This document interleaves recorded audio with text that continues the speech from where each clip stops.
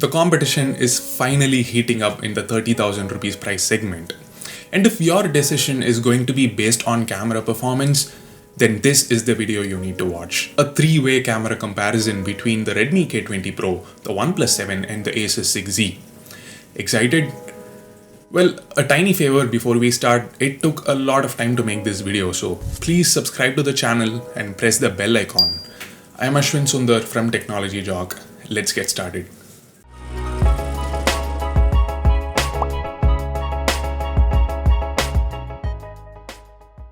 Guys, in case you decide to get one of these phones, check out these amazing skins from our sponsor, Capes India. They look really cool and they are available for many other phones as well, including the OnePlus 7 Pro and the Galaxy M40. And by the way, they are also giving away a brand new Redmi K20 Pro.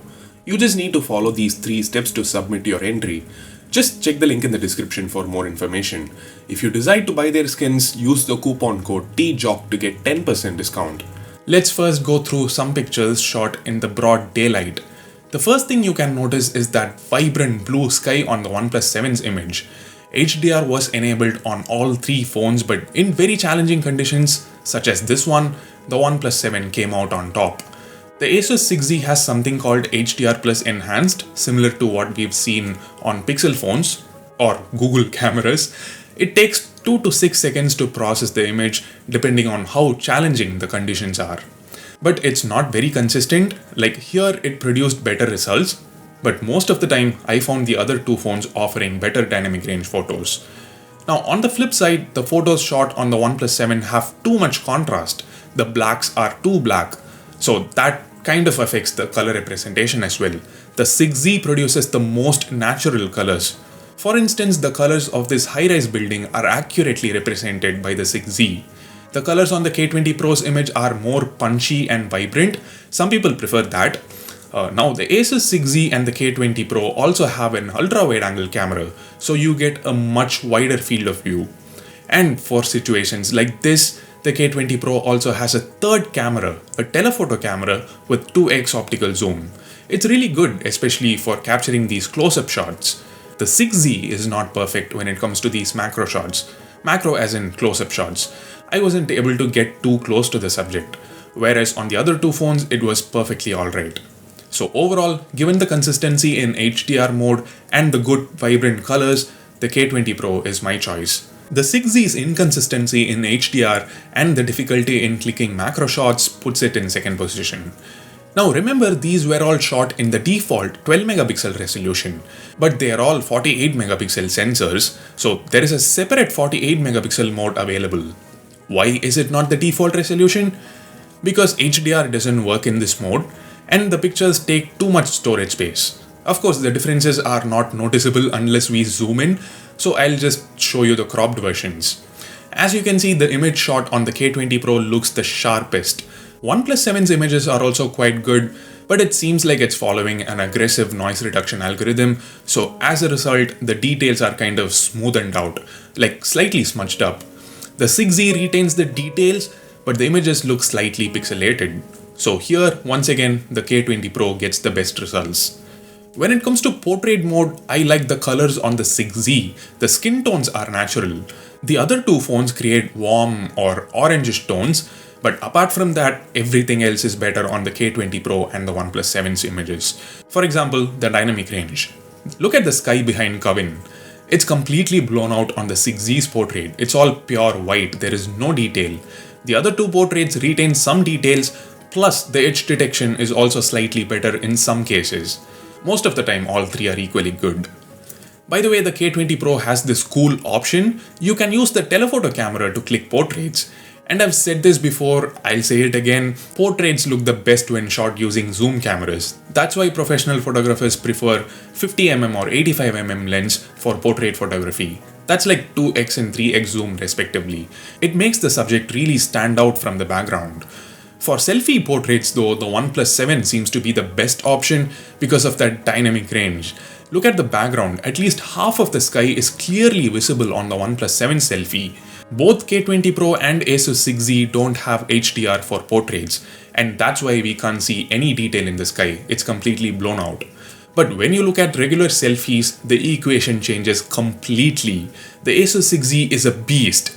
It uses the same 48 megapixel rear camera. By flipping it this way, it looks really cool and the results are also staggering. For regular selfies, all three phones support HDR, but the 6Z selfies have the best dynamic range. They are also considerably sharper than the competitors. My face, my t-shirt, everything is very detailed. The K20 Pro does not fare well in this department. The HDR performance needs a lot of improvement. And don't forget that the ultra-wide angle camera on the 6Z can be used for selfies as well. That is a really good option the other two phones don't have. Next up, low light photography. Here the OnePlus 7 has a big advantage. It has a wider f1.7 aperture and it's got OIS or optical image stabilization, which means more light hits the sensor, resulting in brighter images. But the difference is noticeable only at times. Mostly all three phones perform almost equally well. Where the OnePlus 7 really goes ahead of the competition is when we turn on the nightscape mode. The other two phones also have a dedicated night mode and they do look good at first glance, but when we zoom in, as you can see, the OnePlus 7's images are sharper with considerably less noise. Here's another example. You can almost read what's written on the gate.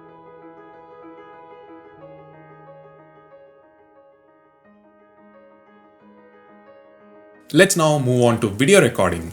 All three phones can shoot 4K videos at 60 frames per second.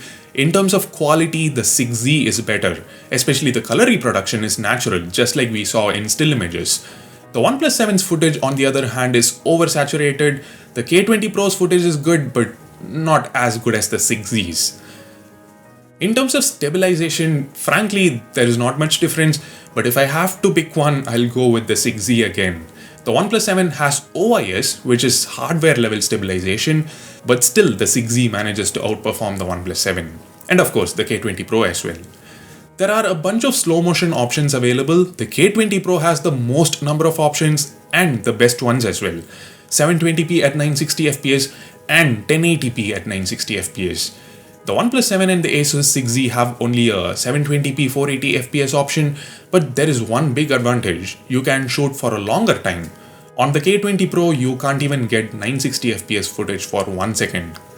Anyway, it also has a 1080p 240 fps option, which is also available on the OnePlus 7, but not on the Asus 6Z. Now, that's not all.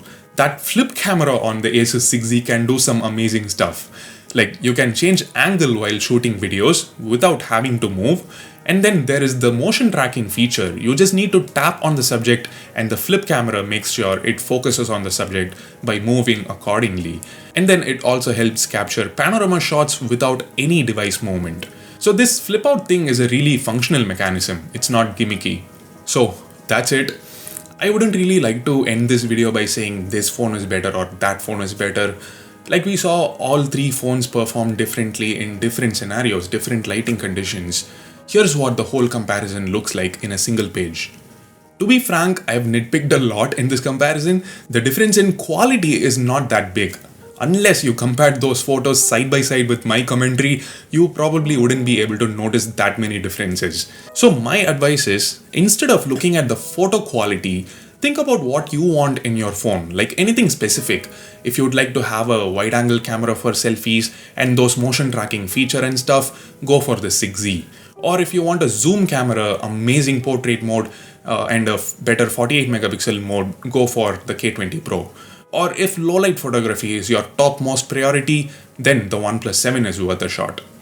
Now, all these things should be considered only if you're looking to buy a phone purely based on the camera alone. If not, then go watch my comparison videos. One of them is already live. I'll upload more very soon. For now, I'd really appreciate it if you subscribe to Technology Jock and press the bell icon. Quite a lot of work behind the scenes. I mean, it's 4 AM right now. I'm shooting this video at 4 AM. So thanks a lot for watching. For the moment, this is Ashwin Sundar saying goodbye.